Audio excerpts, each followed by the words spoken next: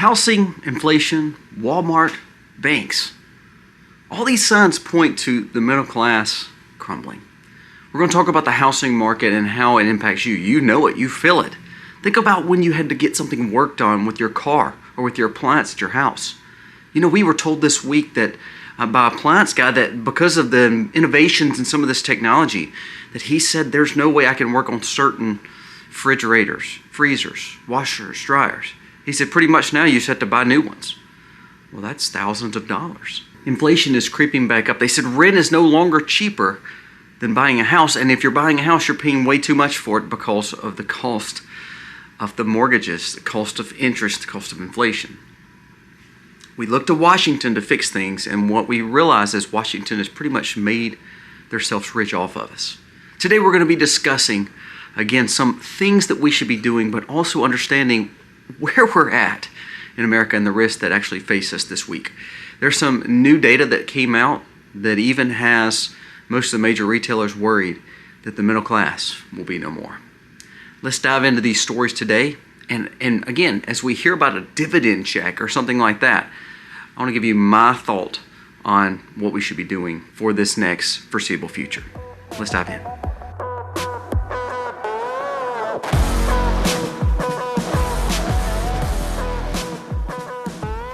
Hey guys, welcome to the Max. It is a busy day with news. There's a lot rolling out. Again, us in the community of sustainable living, prepping, and homesteading, and understanding how we can be more sustainable. This is a tough time, especially for us in the middle class. We're going to talk about some of those things today.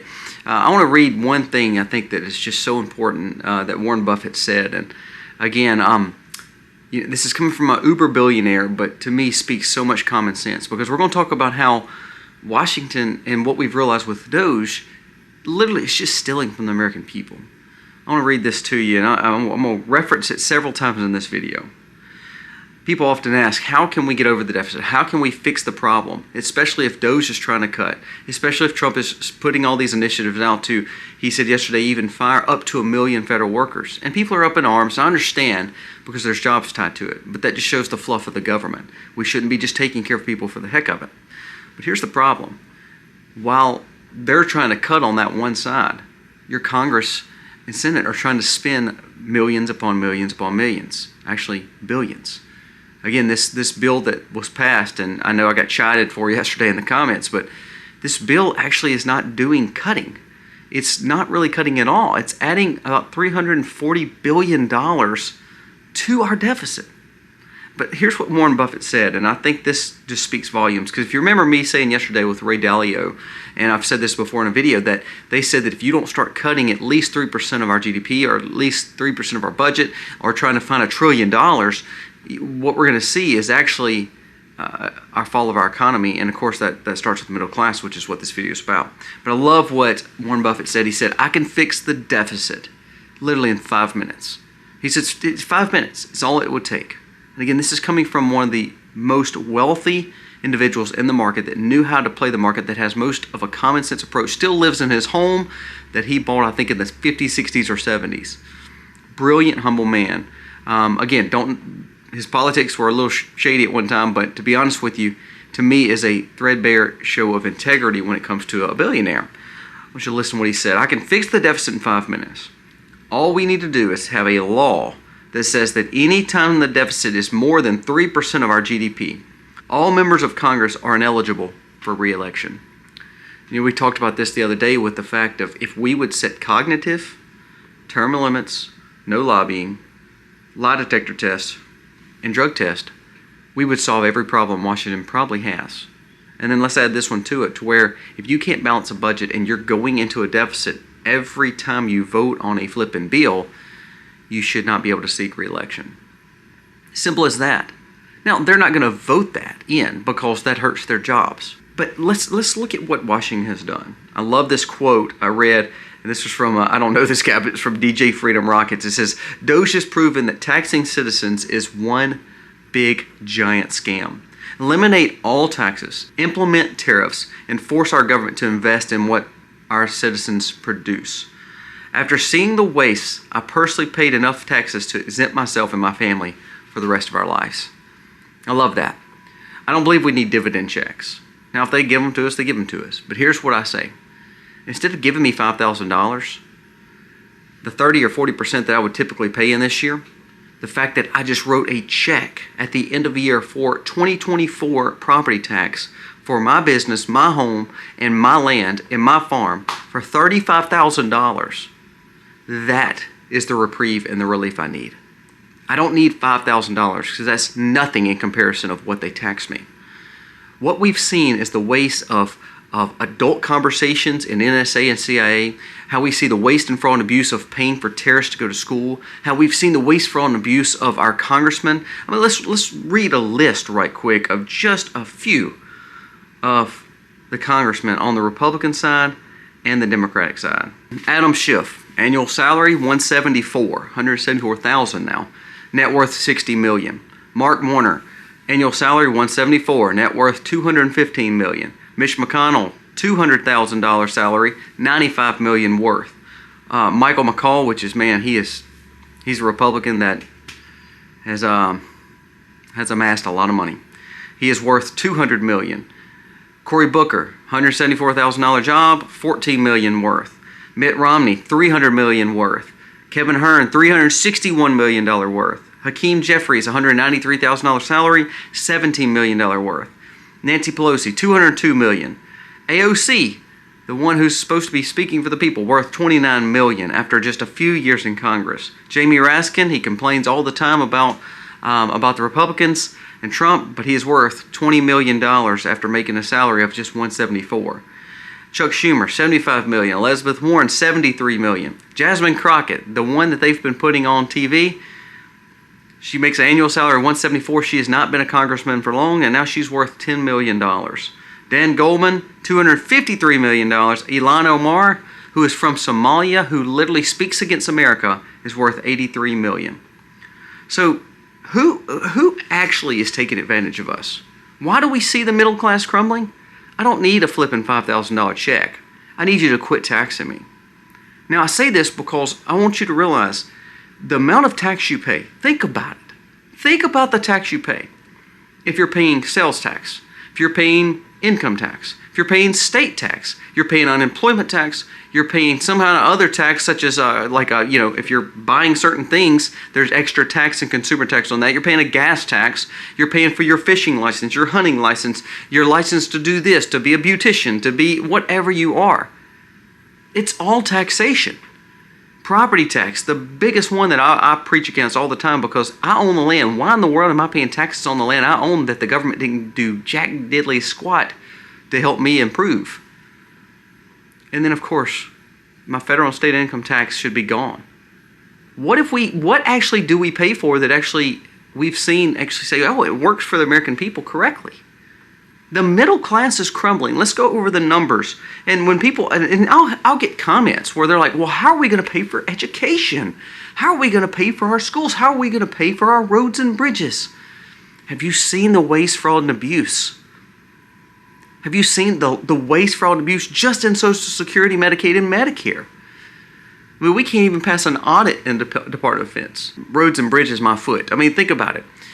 We can go to, look at, what is it, the United Arab Emirates. I think that they don't have any taxation, and their places are immaculate. Their cities are immaculate. Now, I don't want to take and learn anything from the Emirates. What I'm trying to say, though, is there are countries that are doing things smarter when it comes to economics than what we're doing. Actually, what taxation is imprisoning its people. Don't ever think different of that. Taxation for a country that has the world currency, that could print as much money as it wants, that supposedly has gold, that supposedly has the best economy in the world, you can't tell me why we overtax our population, along with Europe doing the same thing. Why do we tax our people? That is stealing from our people. That's why the middle class is crumbling. Let's go over the numbers just so you understand, because what Washington has stole is our money based on tax. The middle class is crumbling. Home ownership has been the foundation of the middle class stability and security for so long. People thought of it as an asset. Well, now people have overpaid to build. People can't afford the mortgage because the interest rates are too high. And the inflation of the products that is needed is making it where people cannot fix their homes and repair their homes. So people are now looking at it as a liability. It says every one of these assumptions were once an asset, now have made for doubt and value for people in the middle class. It says property taxes are soaring for most local cities, counties, and states because they can't quit spending. So instead of cutting their budgets, instead of taking less pay, instead of doing right by balancing a budget, they want to overtax you. I just told you property tax to me makes me more mad than anything. The cost of homes repairs and maintenance are skyrocketing. I had an appliance guy in here the other day.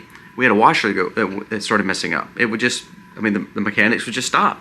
And his words to me were, and again, remember, I live in a small town, so we have a Ace Hardware, and then we have like Home Depot, and then if you want some other appliance, you have to go somewhere. And so they only sell, I think, LG and Samsung and like one more brand. And he told me, he said, I'm not going to be able to work on them for long because the parts I can't even get. He said, I can't even fix them. He said, to be honest with you, the parts that I would have to get and the expense it would cost me to fix it, you might as well buy a new one. So if every appliance you have that's $1,500, $2,000, $1,000 starts going out and they just tell you there's nothing they can do. For instance, my freezer that you're sitting right on, basically right next to you, it started warming up, not freezing. Well, that's kind of the point of the freezer, is to freeze. I had a technician come out and he said, can't fix it. Second technician came out and said, well, it's a defect for the manufacturers. We saw that some of the energy efficiency stuff that they were putting on and regulations from the government, it's not allowing it to actually cool like it's supposed to. That's kind of the purpose of the freezer.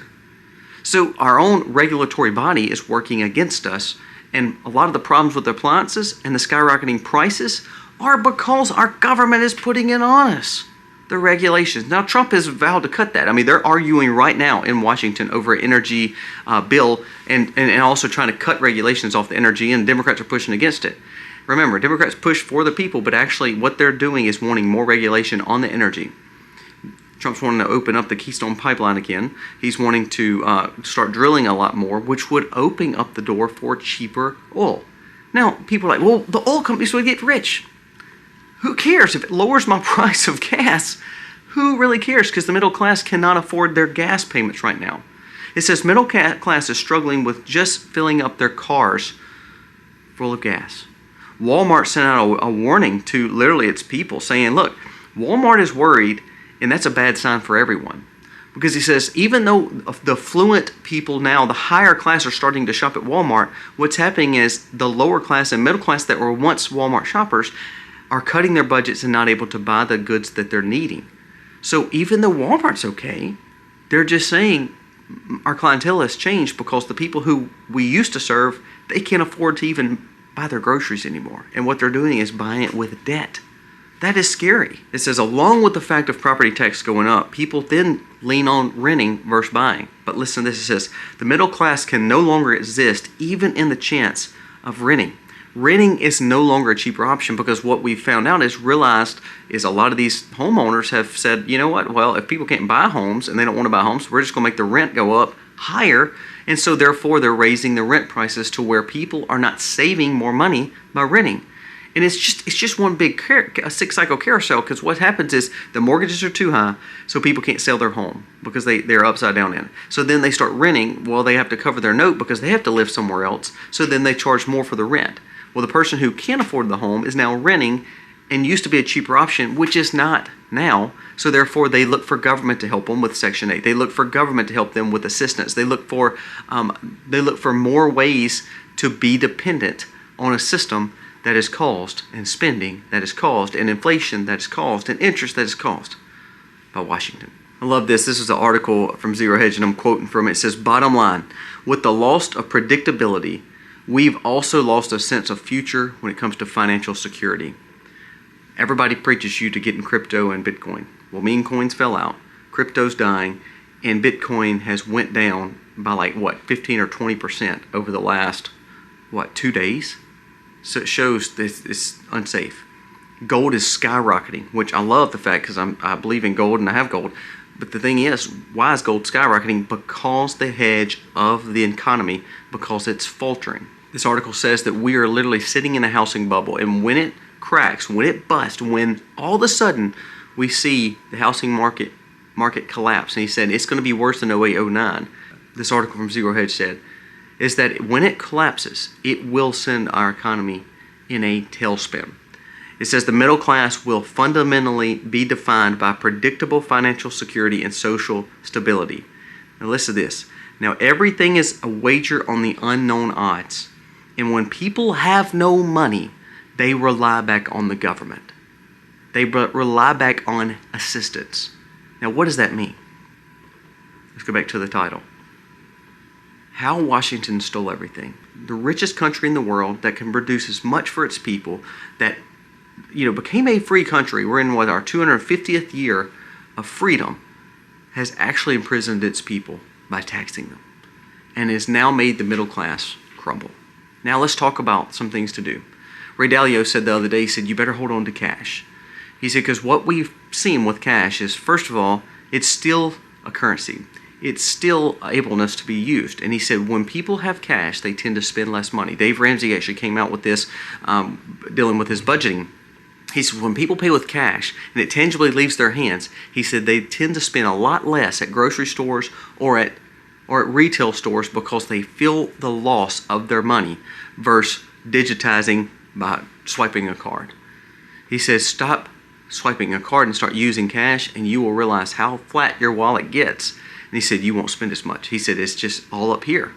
He said it's true, and that is true. Like for me, I've learned to pay cash for everything. If we go out to eat, we go on a date. If me and Misty go on a date, if we go on vacation, I use cash for everything because I can realize what my spending is, how light my wallet may get, but also I can see with my own eyes my money leaving my hand and going into theirs. So hold on to cash right now. Make sure that you're on a tight budget, and make sure that you're doing all you can to cut your own deficit. Let's go back to Warren Buffett's quote. I can fix the deficit in 5 minutes. If there's a deficit over 3% of the GDP, no re-election. Basically, it means you can't keep getting rich off of us. Washington is a cesspool, and it is a swamp, and it is draining the American people. Please don't listen to any Congress or Senate telling you they're going to be there to help you, because all they are is truly imprisoning you. Now, I like Mike Lee, and I like a few other senators, like Rand Paul. And you may not like this, but you're the best person in Washington right now is Thomas Massie, because he's the lone wolf when it comes to speaking against the waste, fraud, and abuse, even from his own party. Mike Johnson and them came out this week and they passed this bill, and they're like, oh, it's going to cut. What did I say yesterday? It cuts spending. Yeah, they're not lying to you there. But it's kind of like, the sleazy snake in the grass. It cuts spending, but it's still over budget, and it's still deficit spending. $300 billion deficit spending. It said it would add trillions to the deficit by 10 years. So really, are we any better off? Again, I don't know this guy, this DJ Freedom Rockets. I want to read this one more time. After seeing the waste, I personally paid enough taxes to exempt myself and my family for the rest of our lives. Keep the flipping $5,000 check. Personally, not against Elon, not against Trump. I'm just saying, I don't want the $5,000 check. I want you to cut my tax. You hear Ron DeSantis talking about it. You hear Vivek talking about it. Let's actually do it. Let's cut property tax, and let's cut income tax, and let's start making money like we did on tariffs and charging people in the world to come here. That's what we did for all the years before the Fed was made and before all the government spending back in the early 1900s. Now don't tell me, it's a lot harder now. No, it's not. It's actually more simple now to live than it's ever been. We're so convenienced and so coddled because we have convenience and comfortability right here. We have everything that we can even imagine. Now, let's make it better for the middle class, and the only way that's going to save the middle class is you start cutting taxes. And I'm not talking about cutting it down for trickle down, even though I'm a Republican conservative. Here's what I say. Cut my income tax. Cut the property tax. And start releasing regulations. Because if I have to buy a licensure for work, I have to buy a licensure for annual reviews, I have to buy a licensure for hunting, fishing, and whatever else. If I'm a beautician, if I sell my milk or if I sell my eggs, if you have to have licensures for all that, that's extra taxation. What does that actually do? It imprisons us as Americans.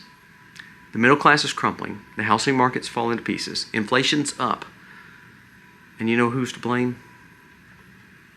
Washington.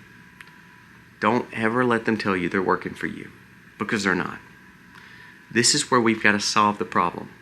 We have to get leadership. I preach against, this is one, if you don't hear anything else in this video, hear this. We actually do need a reset. We need a reset. We need to break the channels down to where people are like, oh my gosh, what is happening in Washington? We need a reset. We need to fire 1 million people in the federal government. Now, would that be hard, and that means a lot of people are going to lose jobs? That means the stock market will probably go down? Yep, you better believe it. But if we voluntarily put ourselves in a recession and voluntarily kind of wade ourselves in the deeper waters, I believe we'll be in a whole lot better shape to swim and tread water than if we just keep acting like everything's okay and all of a sudden we send ourselves in a tailspin, in a depression that we can't stop. It's time to reset. It's time to see the rise of the middle class again. The only way that's going to happen, it's not a check. It's cutting our taxes. So if you have a congressman who's not cutting your taxes, they're not doing jobs for you, because they're getting filthy rich off the money that's coming into Washington from lobbyists, from pork projects, and special interest. Trump, what he should do is say, I'm not signing one bill. I mean, like Thomas Massey said, single origin bills, no pork, no lobbying, and just simply saying, if I'm going to pass a road and bridge bill, there's no pork. It's going to be one page saying we're going to allocate this much for road and bridges. If it's going to be a, cutting taxes, it's going to be a one-page bill, cutting taxes. If it's going to be a, no pork or no lobbying for Congress right now, it needs to be one page. But no, they can't do that because they have to hide the stuff in it. Washington is taking money from us. And that's what DOGE is showing more than anything, is how much waste, fraud, and abuse they're doing. They're taking your money and then wasting it. For most situations, we would call that embezzlement, fraud, and treason.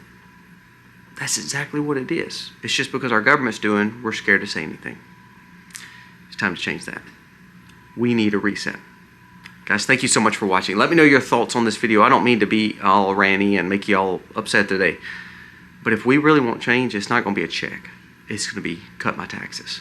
Because a $5,000 check won't do nothing but getting my property tax money for $30-something thousand that I paid for all my acreage, and then getting the fact that I'm paying 40% or 35% of our money in taxes each and every year. That is what I want back. Thank you guys for watching. God bless.